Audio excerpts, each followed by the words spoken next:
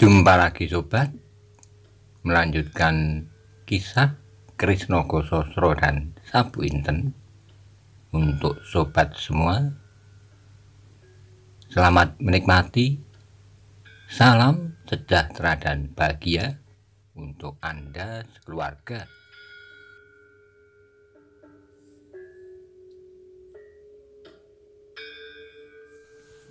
Pada episode sebelumnya dikisahkan ketika Maiso Jenar terperosok ke dalam jurang dan jatuh tak sadarkan diri, kemudian ditolong oleh seseorang dan dirawat di dalam pondoknya yang sederhana. Bagaimanakah kisah selanjutnya? Simak bersama-sama. Kembali Maiso Jenar mencoba mengangguk. Bagus, orang tua itu melanjutkan. Tidurlah, atau barangkali Angger mau minum.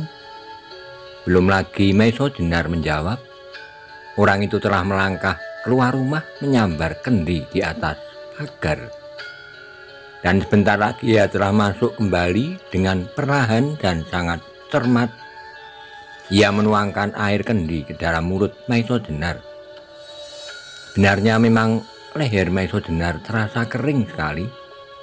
Seakan-akan sisi lehernya telah lekat menjadi satu dengan air yang dituangkan ke dalam mulutnya.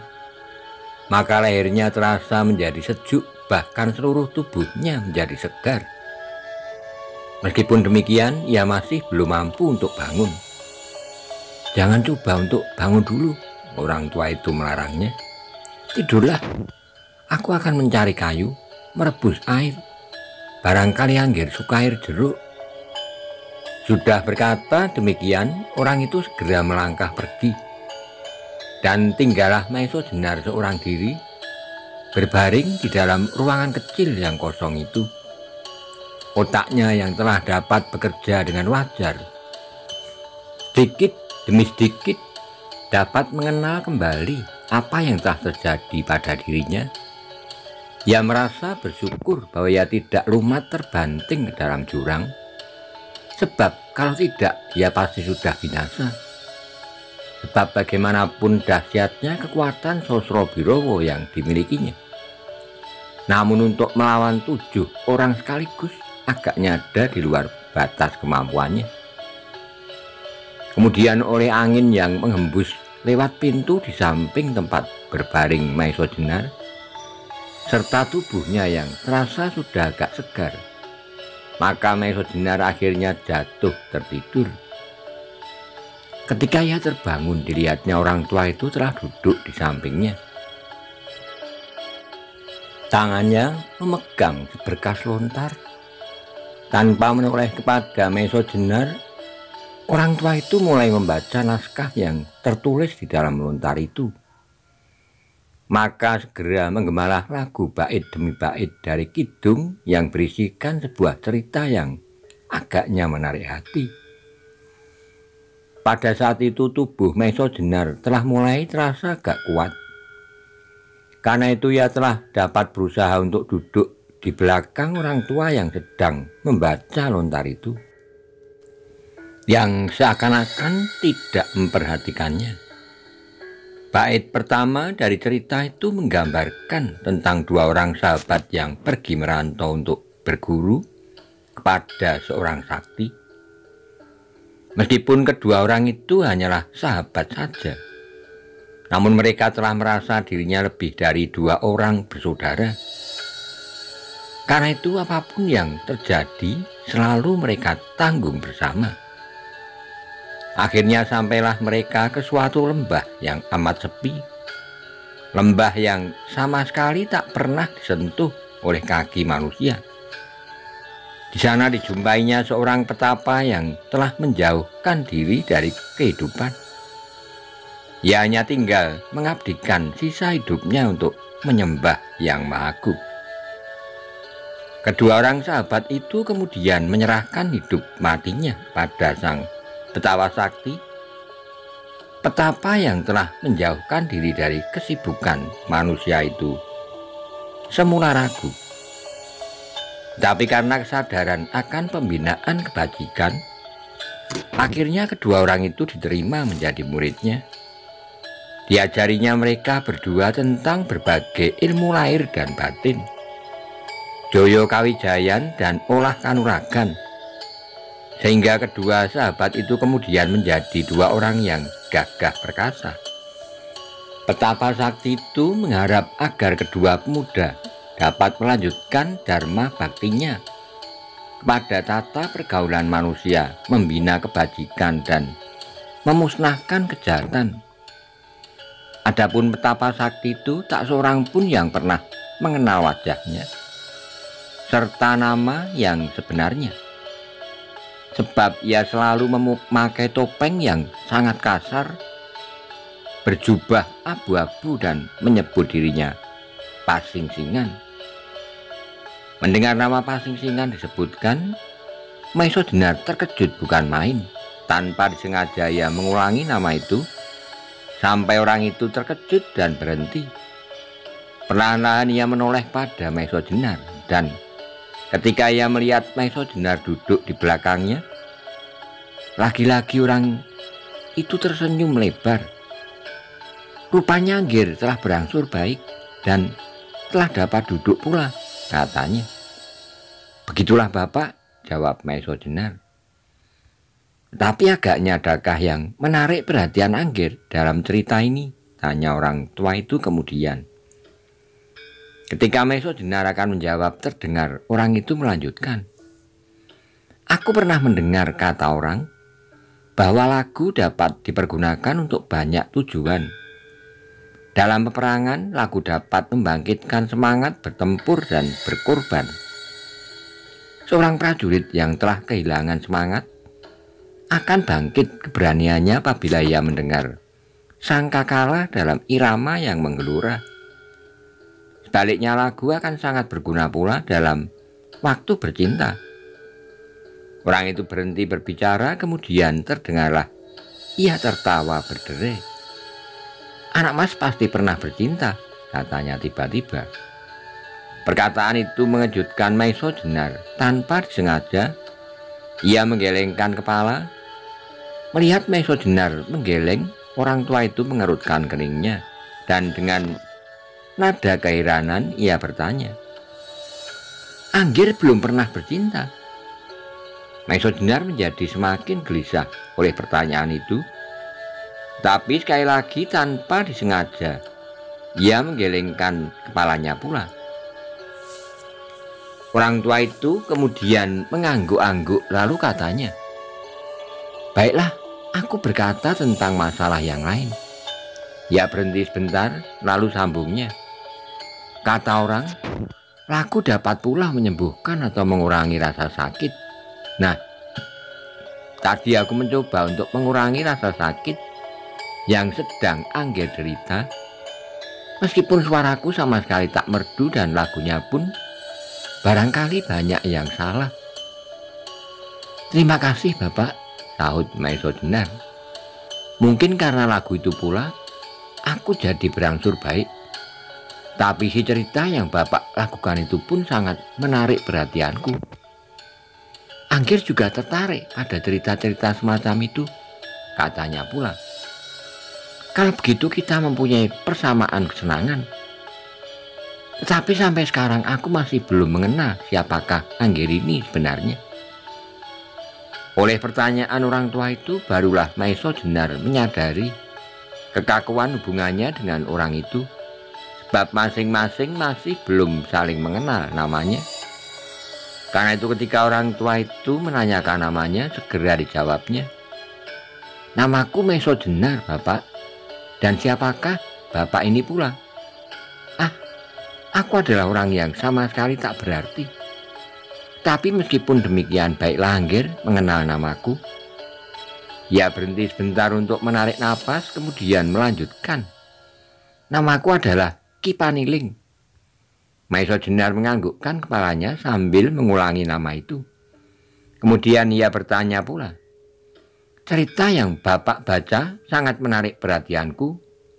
Dari manakah cerita itu Bapak dapatkan? Kening orang tua itu berkerut kembali, agaknya ia sedang mengingat-ingat. Tapi kemudian sambil menggeleng-gelengkan kepalanya, ia menjawab, "Aku tidak ingat lagi, Angger, di mana dan kapan aku mendapatkan naskah itu.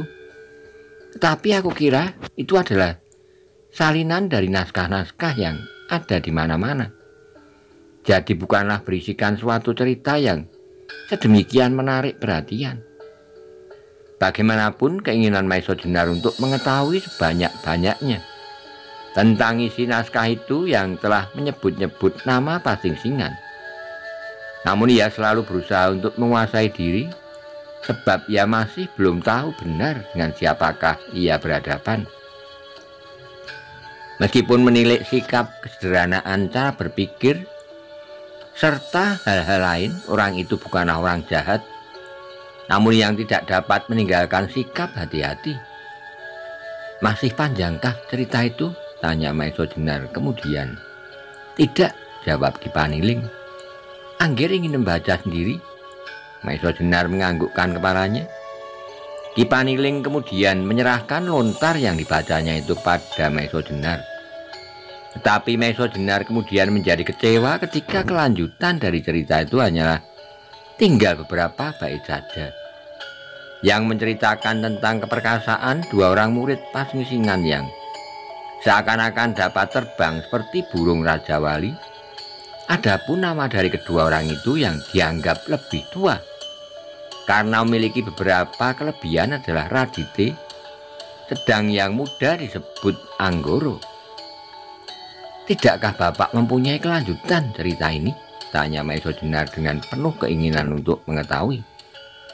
Orang tua itu mengangguk-angguk jenak lalu berkata, "Menurut ingatanku, aku ada mempunyai 3 jilid dari naskah itu. Tapi cobalah nanti Bapak cari, barangkali sedang dipinjam orang selagi mereka mempunyai keperluan."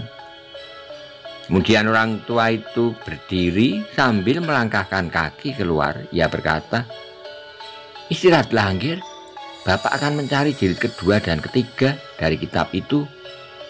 Lalu hilanglah orang tua itu di balik pintu. Maiso Jenar heran mendengar kata-kata Ki Paniling. Kemanakah ia akan mencari kedua jilid yang lain? Adakah di sekitar rumah ini atau rumah-rumah orang lain? Tiba-tiba timbullah keinginannya untuk mengetahui keadaan di sekeliling tempat itu. Perlahan-lahan Maiso Jenar mengingsar tubuhnya ke tepi tempat pembaringannya. Ketika dirasa bahwa tulang-tulangnya telah tidak begitu nyeri lagi, maka dengan sangat hati-hati ia mencoba berdiri.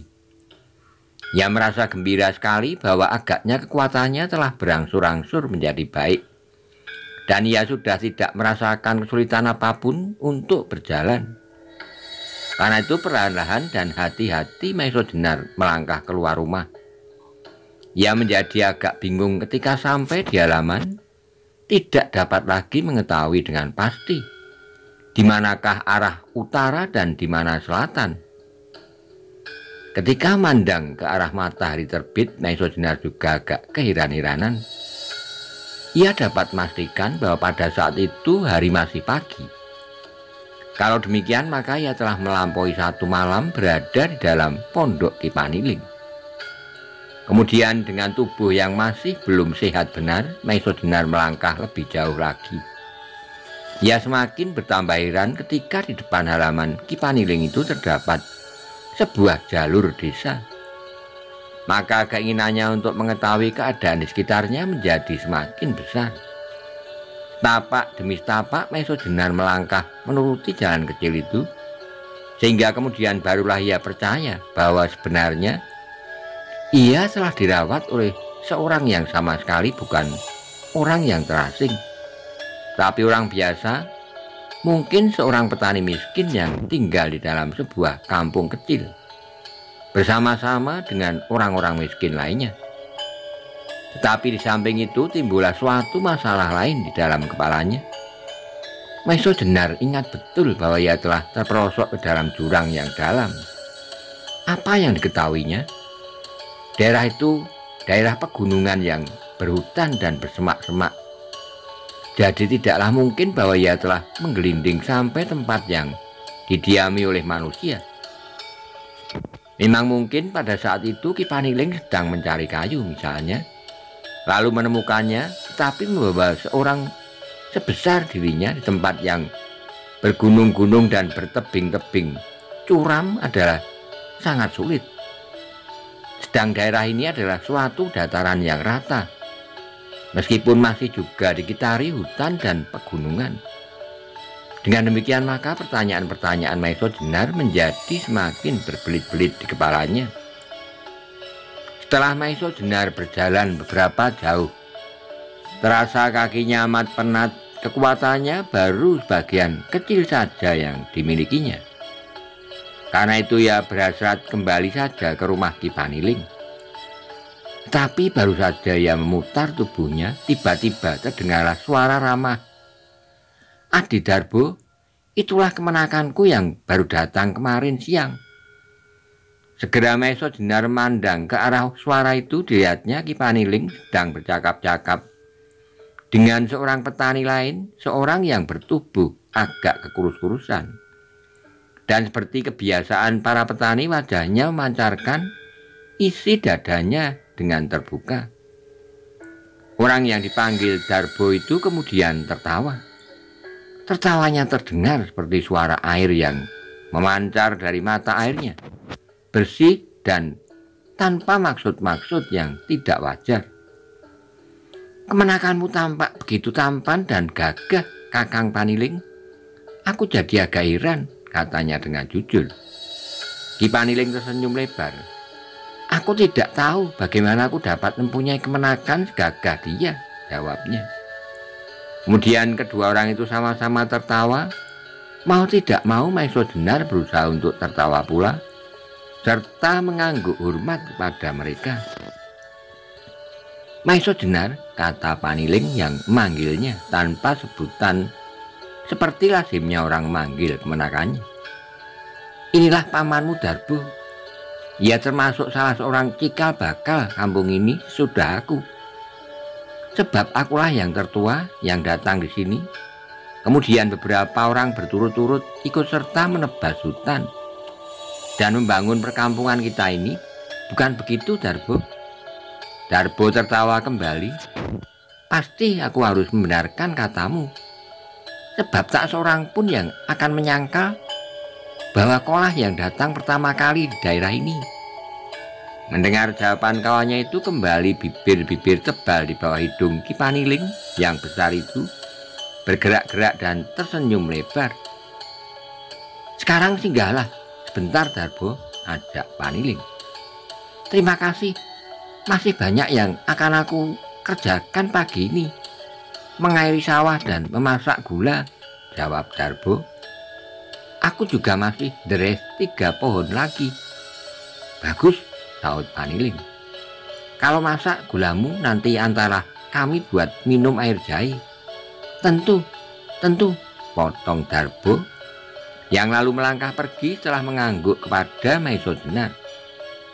Maeso Jenar melihat keakraban pergaulan dalam hidup sederhana itu dengan perhatian yang luar biasa. Alangkah jauh bedanya dengan pergaulan orang-orang kota yang banyak dibumbui oleh sikap berpura-pura. Setelah petani yang bernama Darbo itu hilang di kelokan jalan, segera Ki Paniling melangkah mendekati Maeso Jenar sambil berkata gembira, "Rupanya Anggir telah banyak mendapat kemajuan, syukurlah. Kalau Anggir telah dapat berjalan-jalan, maafkanlah kalau aku terpaksa menyebut Anggir sebagai kemenakanku. Hal itu hanya untuk menghindari pertanyaan-pertanyaan yang tak perlu. Sebab di padepokan kecil ini, segala sesuatu yang tak berarti dapat saja menjadi peristiwa yang besar." "Tak apalah, Bapak," jawab Maeso Jenar. "Mana saja yang baik untuk Bapak akan baik pula untukku." Bagus, saut Ki Paniling. "Sekarang marilah kita pulang. Anggir masih jangan terlalu banyak bergerak." Maeso Jenar tidak menjawab, tetapi segera ia melangkah mengikuti Ki Paniling. Sebentar kemudian mereka telah sampai ke pondok. Ki Paniling. Maiso Jenar langsung dipersilakan berbaring untuk memulihkan kekuatannya. Sedang Ki Paniling segera menyalakan api serta mengupas jagung. Kembali terasa angin yang semilir mengusap tubuh Maiso Jenar, dan karena kesegaran dan kepenatan yang bercampur baur, akhirnya sekali lagi Maiso Jenar jatuh tertidur. Maiso Jenar terbangun ketika didengarnya hiruk pikuk di halaman, meskipun tubuhnya belum pulih sepenuhnya. Tetapi untuk menjaga diri segera ia bangkit dan memperhatikan keadaan dengan seksama. Di luar didengarnya beberapa suara orang laki-laki menyebut-nyebut namanya. Tapi kemudian ia menjadi tersenyum sendiri, namun juga dihinggapi oleh perasaan gelisah. Orang-orang itu ternyata adalah sahabat-sahabat Ki Paniling yang telah mendengar kabar bahwa kemenakannya datang mengunjungi kampung mereka yang kecil dan terpencil ini. Karena itulah mereka memerlukan datang untuk mengucapkan selamat datang serta menyampaikan salam perkenalan. Ki Paniling sendiri agaknya menjadi kerepotan untuk memberi penjelasan kepada sahabat-sahabatnya tentang kemenakannya. Tapi rupanya ia cerdik juga, supaya tidak ada salah keterangan dengan Maiso Jenar. Sengaja ia berbicara keras-keras dengan harapan bahwa dongengannya itu didengar pula oleh Maiso Jenar. Adik-adik sekalian, kemenakanku ini datang dari daerah yang jauh sekali. Ia pada saat-saat yang lampau telah pergi merantau hampir ke seluruh sudut bumi. Yang terakhir, ia mengabdikan dirinya di pusat kerajaan, yaitu pada Sultan Demak. Di sana ia menjadi seorang prajurit yang gemblengan, kata Ki Paniling. Kemudian terdengar suara orang-orang itu bergumam. Agaknya mereka menyatakan perasaan kagum terhadap salah seorang prajurit kerajaan yang sudi berkunjung ke kampung kecil itu. Malahan seseorang di antaranya berkata, "Anehlah kau Bapak Paniling, kenapa kau mempunyai kemenakan yang menjabat sebagai prajurit Demak, tapi kau hidup miskin bersama-sama dengan kami di sini?" Mendengar pertanyaan itu terdengar Ki Paniling tertawa. "Yang menjadi prajurit bukanlah aku, tetapi kemenakanku." "Kalau begitu banyaklah yang sudah dilihatnya," kata yang lain. "Dapatkah kiranya kita mendengar ceritanya?" Tentu. Apabila ia sudah bangun," jawab Ki Paniling. "Tapi jangan tanyakan tentang kedudukannya sebagai prajurit, sebab ia telah mengundurkan diri." "Mengundurkan diri?" tanya mereka hampir berbareng. "Ya," jawab Paniling. "Kenapa?" tanya mereka kembali. Paniling diam sejenak. Baru kemudian ia dapat menjawab, "Sampai hal yang kecil-kecilnya kalian ingin tahu?" "Itu bukan kecil soalnya," jawab salah seorang, "tapi adalah masalah yang besar. Seorang prajurit bagi kami adalah seorang yang luar biasa. Kalau sampai ia mengundurkan diri, pasti ada hal-hal yang luar biasa pula." Kembali terdengar Paniling tertawa. "Otakmu mengkilap seperti batu akik. Bagus. Kau takut kalau kemenakanku itu menjadi buruan atau dipecat karena kejahatan? Bagus, dengarlah. Ia mengundurkan diri karena perbedaan pokok mengenai kepercayaan. Ia tidak mau menentang kawan-kawan perjuangannya dalam satu pertentangan jasmania. Karena itu lebih baik ia mengundurkan diri.